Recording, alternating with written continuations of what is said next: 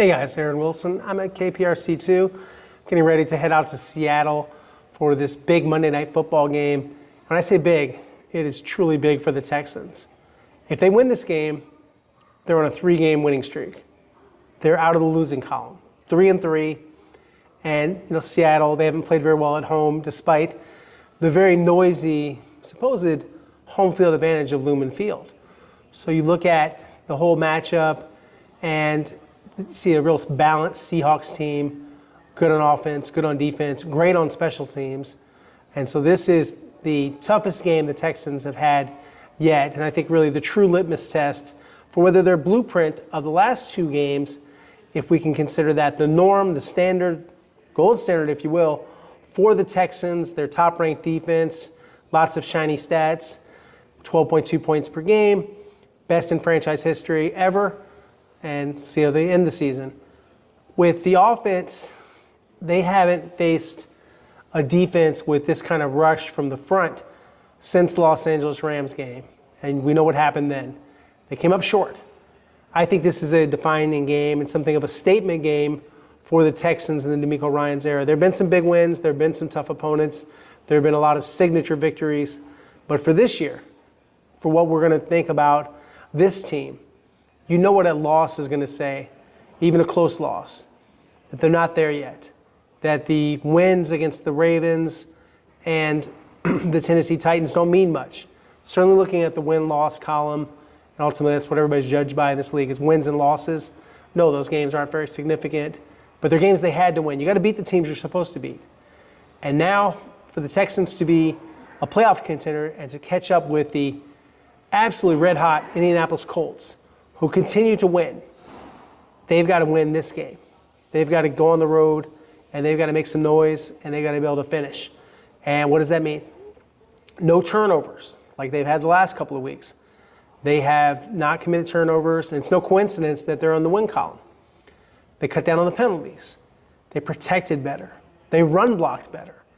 They ran the football better than they have against anyone all season, 167 rushing yards against the Baltimore Ravens. Bad defense, I know.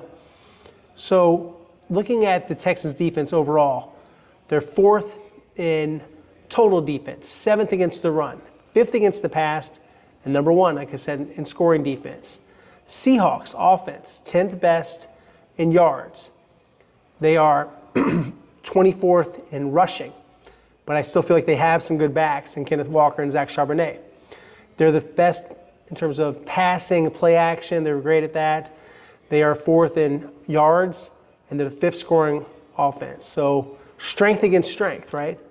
Top-ranked defense. Will Anderson Jr., Danielle Hunter, trying to get after Sam Darnold, who is good at getting the football out. Derek Stingley Jr., probably following JSN, Jackson Smith-Njigba. And if he shuts him down the way he did Mike Evans, who had 3 catches for 36 yards and 9 targets, the Texans could be in business.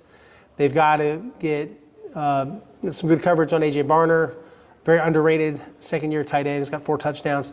So they have to take care of business that way. Seattle beat the Jaguars. Well, guess what? The Jaguars didn't look very good against the Rams. All this common opponent stuff, I don't know if it means anything until later in the year when you've seen enough football.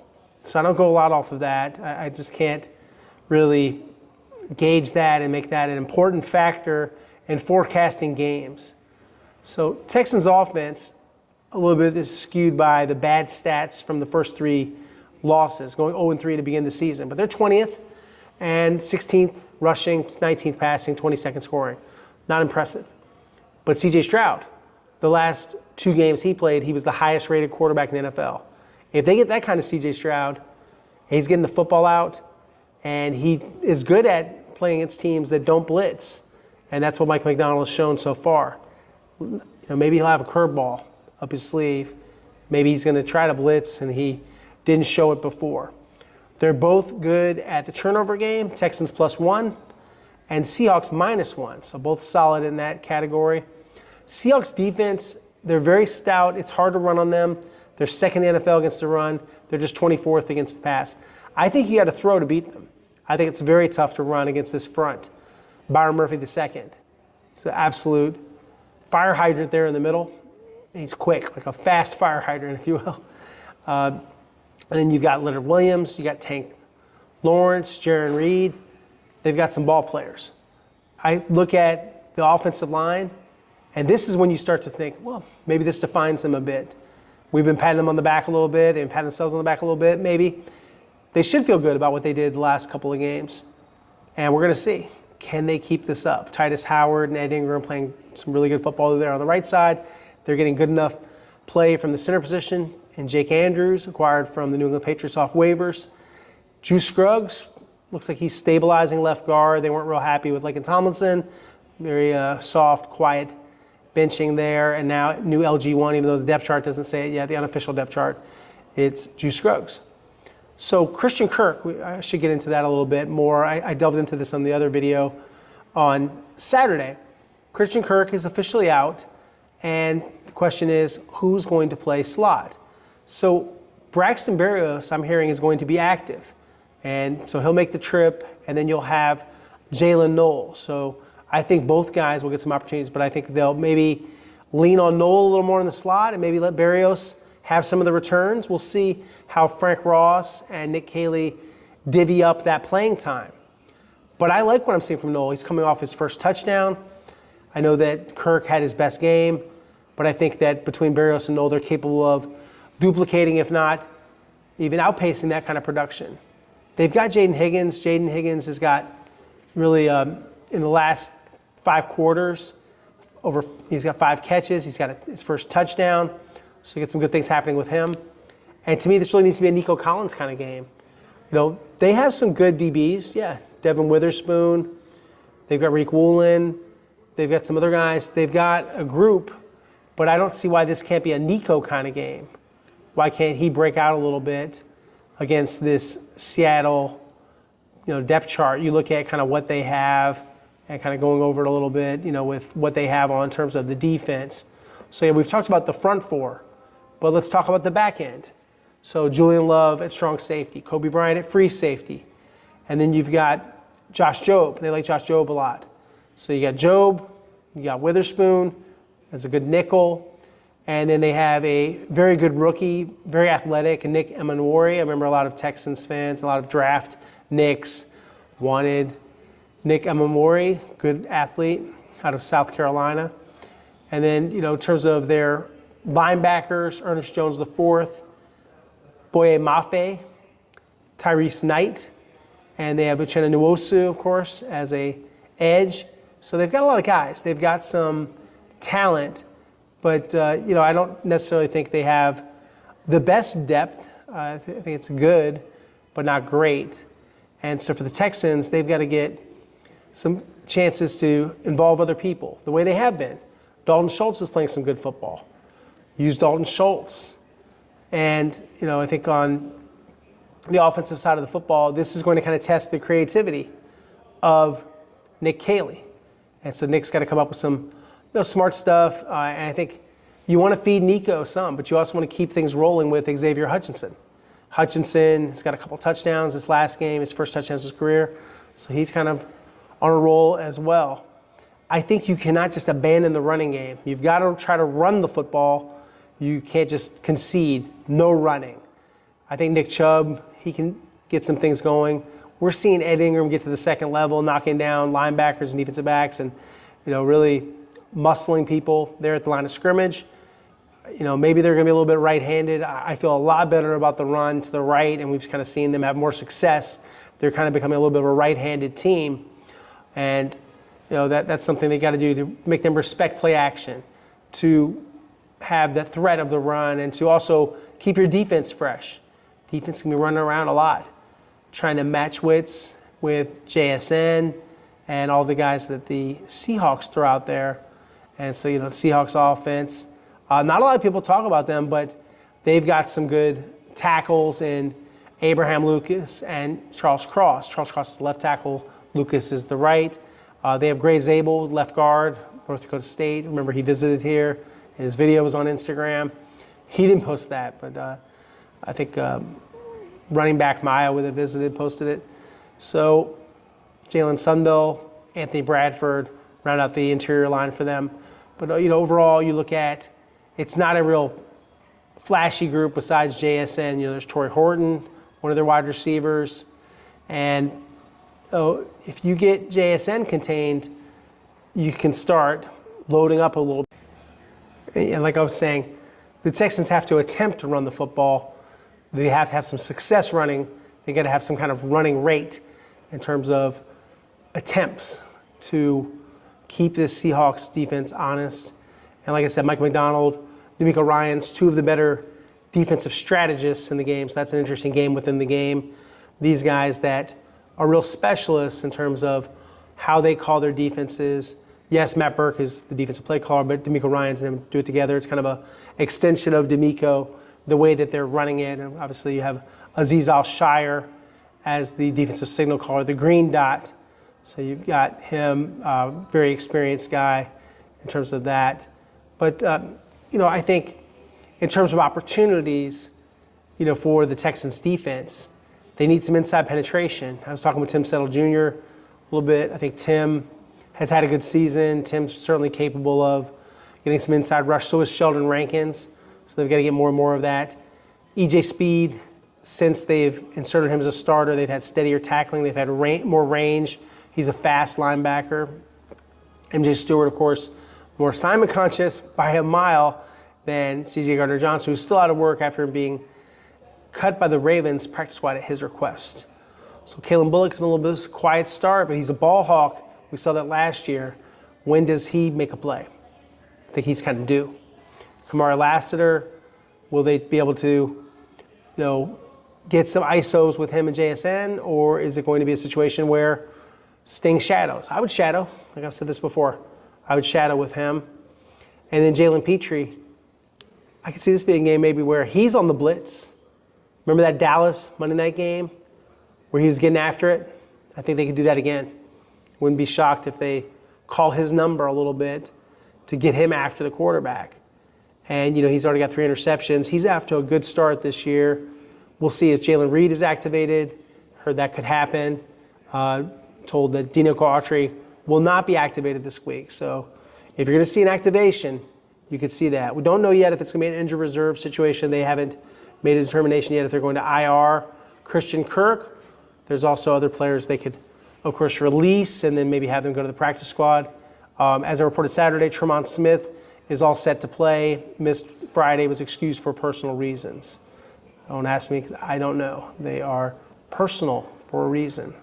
So, you see some of these things, and sometimes not everything's a big deal. But one day of practice, and he's their third corner, special teams standout. So good to get him back. And you think about some of the flexibility that the Texans have. They probably could use that blocking tight end to get Cade Stover back, but it's going to take some time. He's making progress, I'm told, from his broken foot. He had surgery, but he's starting to move pretty well. So that's a bonus for them. And, we'll see how do they divvy up. This is another thing I wanted to talk about the running game. It's not just about how they run, but who runs. Is it going to be Nick Chubb? Is it going to be more Woody Marks? They're going to split it up. They're going to go with the hot hand. But, you saw last week was kind of a Chubb game. Maybe this tilts back to Marks. See how they do that. One thing to watch when you're running the ball, you talk about Seattle, outside zone. That's what Clint Kubiak likes to run. Just like his dad, Gary Kubiak, used to run. So Clint learned it from him. And the Texans, they're going to see some familiarity for those that know that scheme so well. But, no real big surprises here. I think Texans are pretty healthy, other than Christian Kirk. I think they're ready for this game. They've had a lot of time to get ready. It'll be 2 weeks and 1 day, 15 days since that Baltimore game. And I was at M&T Bank Stadium, and I'll be in Seattle breaking it all down and staying up late. So I'll need my coffee. Maybe I'll go to that original Starbucks. Maybe I'll hit the fish market, the Pike's Place. We'll see. I don't have any real plans right now to catch a fish. I don't want to get the fish hands. That feels like even if you have a win, like you catch the fish, you kind of take an L. Like I was saying, you get the fish hands, or if it gets on your clothes, that's no good. I'm bringing my wife with me on the trip. I don't think she'd like that very much. So, and I'll watch. I've been there before. I've seen people do it, but I don't think I'm going to get involved in that. But I will try some of their seafood. I heard it's good. I know the coffee is on point. We have great coffee shops here, though, in Houston, Texas, and haven't been able to try all the ones that are on my list that I see on Instagram and everything like that, but I digress. So guys, yeah, please watch, like, and subscribe. Of course, the reason I'm here, I'll be on television on Sports Sunday with Randy McIlvoy and Brandon Scott and Adam Wexler. So we have some keys to the game for you. And of course, I'm on Twitter and X and Aaron Wilson Score NFL, and coverage online at www.click2houston.com, which is free, of course, no subscription required. And of course, I'm on Instagram, Aaron Wilson 7128. So that's pretty much where you can see me, especially here. On YouTube, revolutionary, big deal, YouTube. Partners with the NFL, lots of exciting things happening with content creation here, and happy to carve out my little space and so what I like to talk about. So guys, thanks so much. Talk to you soon, and we'll see if the Texans can come home from Seattle and be not sleepless in Seattle, but be happy in Seattle and wide awake, right, when game time hits. Talk to you guys soon. There'll be some more pregame videos headed your way. Thanks. Bye.